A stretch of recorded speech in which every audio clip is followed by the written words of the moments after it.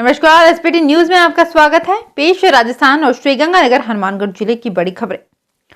राजस्थान विधानसभा ने केंद्र के कृषि कानूनों को राज्य में बेअसर करने के लिए सरकार द्वारा पेश किए गए 3 संशोधन विधेयक सोमवार को ध्वनिमत से पारित कर दिया। मुख्य विपक्षी दल भाजपा ने इस दौरान सदन से बहिर्गमन किया। इन विधेयकों पर दिन भर हुई चर्चा के बाद राज्य विधानसभा ने कृषक उपज व्यापार और वाणिज्य संवर्धन और सरलीकरण, राजस्थान संशोधन विधेयक 2020, कृषक सशक्तिकरण और संरक्षण, कीमत आश्वासन और कृषि सेवा कर पर करार, राजस्थान संशोधन विधेयक 2020 तथा आवश्यक वस्तु विशेष उपबंध और राजस्थान संशोधन विधेयक 2020 को पारित कर दिया। इन विधेयकों का उद्देश्य केंद्र द्वारा हाल ही में पारित कृषि संबंधी 3 कानूनों का राज्य के किसानों पर प्रभाव निष्प्रभावी करना है। राजस्थान में दीपावली पर आतिशबाजी को बैन करने के अशोक गहलोत के फैसले पर सियासत शुरू हो गई है। मुख्यमंत्री अशोक गहलोत ने इसे कोविड-19 को रोकने के लिए लिया गया फैसला बताया, लेकिन भाजपा नेताओं ने इसे हिंदू धर्म के खिलाफ निर्णय करार दिया है। भाजपा नेताओं ने कहा है कि अगर सरकार को आतिशबाजी से प्रदूषण दिखाई देता है तो उन्हें बकरीद पर होने वाली बलि पर भी रोक लगानी चाहिए। भाजपा नेता वासुदेव देवनानी ने आरोप लगाया है कि नगर निगम चुनाव में लाभ के चलते सरकार ने पहले व्यापारियों को आगाह नहीं किया था, लिहाजा अब प्रतिबंध लगाने से व्यापारियों का बड़ा नुकसान हुआ है। राजस्थान में फीस को लेकर पिछले 7 महीनों से चले आ रहे फसाद के बीच निजी स्कूलों ने 5 नवंबर से ऑनलाइन पढ़ाई को बंद करने का फैसला लिया है, तो वहीं दूसरी ओर अभिभावकों ने भी फीस को लेकर आंदोलन की चेतावनी दे डाली है। पिछले दिनों शिक्षा विभाग की ओर से जारी फीस निर्धारण के आदेश को अभिभावकों ने मानने से इनकार कर दिया है और नए सिरे से फीस तय करने के साथ ही ऑनलाइन पढ़ाई के नाम पर 20 से 25% से ज्यादा फीस नहीं होने की मांग रखी है। निजी स्कूलों की ओर से फीस वसूली के मामले में राजस्थान सरकार की ओर से सोमवार को हाईकोर्ट में शपथ पत्र पेश किया गया।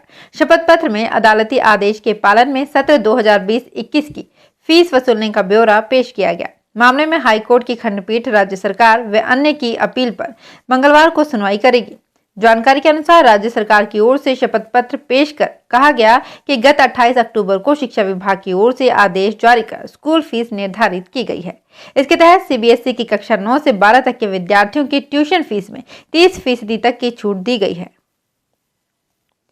डिस्कॉम की पिपलिया कला में पाली एसीबी टीम ने सोमवार शाम कार्यवाही करते हुए सहायक अभियंता सीपी जांगिड़ को 4000 रुपए की रिश्वत लेते रंगे हाथों गिरफ्तार किया है। ये राशि कृषि कनेक्शन के एवज में ली गई थी। टीम ने सहायक अभियंता कार्यालय व परिसर में बने सरकारी आवास की भी तलाशी ली। टीम की कार्यवाही रात तक जारी रही। राजस्थान के जयपुर, जोधपुर व कोटा के नवगठित 6 नगर निगमों के वार्ड पार्षद चुनने के लिए 2 चरणों में हुए मतदान की गणना आज मंगलवार को होगी। राज्य निर्वाचन आयोग के प्रवक्ता ने बताया कि मतगणना 3 नवंबर को सुबह 9 बजे से होगी। उल्लेखनीय है कि 6 नवगठित नगर निगमों जयपुर हेरिटेज, जयपुर ग्रेटर, जोधपुर उत्तर, जोधपुर दक्षिण, कोटा उत्तर और कोटा दक्षिण के 560 वार्डों के लिए कुल 2238 उम्मीदवार हैं। गुर्जर आरक्षण आंदोलन के जोर पकड़ने के साथ ही ट्रेनों के मार्ग परिवर्तन का सिलसिला तेज हो गया है।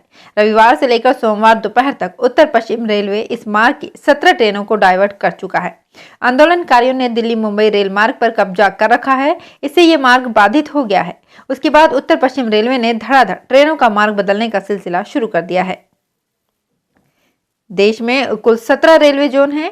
राजस्थान में पड़ने वाले उत्तर पश्चिम रेलवे जोन ने फिलहाल एक भी ट्रेन रद्द नहीं की है, लेकिन 17 ट्रेनों को डाइवर्ट किया गया है।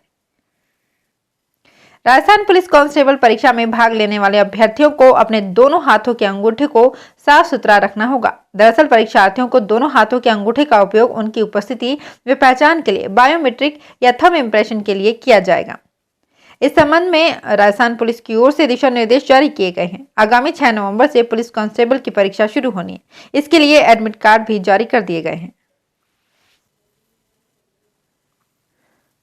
और अब खबरें श्रीगंगानगर हनुमानगढ़ जिले की। राजस्थान शिक्षा विभाग अब स्माइल 2 अभियान के तहत विद्यार्थियों को पढ़ाएगा। इसके लिए माध्यमिक शिक्षा बीकानेर निदेशक सौरभ स्वामी ने दिशा निर्देश जारी किए हैं। आदेश के तहत कक्षा 1 से 8वीं तक के विद्यार्थियों के लिए स्माइल 2 शुरू किया गया है। जिन विद्यार्थियों के पास डिजिटल संसाधन नहीं है, उसकी व्यवस्था संस्था प्रदान करेंगे। विद्यार्थियों को गृह कार्य देने के लिए ये व्यवस्था की गई है। अभियान के तहत व्हाट्सएप ग्रुप बनाकर विद्यार्थियों को पढ़ाया जाएगा। श्रीगंगानगर जिले में कोई भी व्यक्ति सूक्ष्म, लघु या फिर मध्यम उद्यम स्थापित करने के लिए उद्यम रजिस्ट्रेशन पोर्टल पर ऑनलाइन आवेदन कर सकता है। उद्योग व्यापार के अंतर्गत रजिस्ट्रीकृत सभी विद्यमान उद्यम 1 जुलाई 2020 को या उसके पश्चात उद्यम रजिस्ट्रेशन पोर्टल पर फिर से रजिस्ट्रेशन करवाना अनिवार्य है। 30 जून 2020 से पहले पंजीकृत उद्यम केवल 31 मार्च 2021 तक की अवधि के लिए ही विधि मान्य रहेंगे। श्रीगंगानगर जिला मुख्यालय पर नगर परिषद ने कोविड-19 के दौरान नागरिकों के उपयुक्त व्यवहार के लिए भारत सरकार के माध्यम से चलाए जा रहे कोविड-19 प्रतिज्ञा अभियान के तहत अधिकारियों व कर्मचारियों ने शपथ ग्रहण किया। श्रीगंगानगर जिला मुख्यालय पर RUIDP की सामुदायिक जागरूकता एवं सहभागिता सलाहकार इकाई द्वारा कोविड-19 के विरुद्ध जन आंदोलन के तहत कोरोना से सतर्क रहने, मास्क का प्रयोग करने एवं 2 गज की दूरी रखने की प्रतिज्ञा की गई। इकाई की ओर से कबीर पार्क में लगभग 100 लोगों को मास्क और सैनिटाइजर वितरित किए गए। ये जानकारी RUIDP के अधीक्षण अभियंता आशीष गुप्ता ने दी।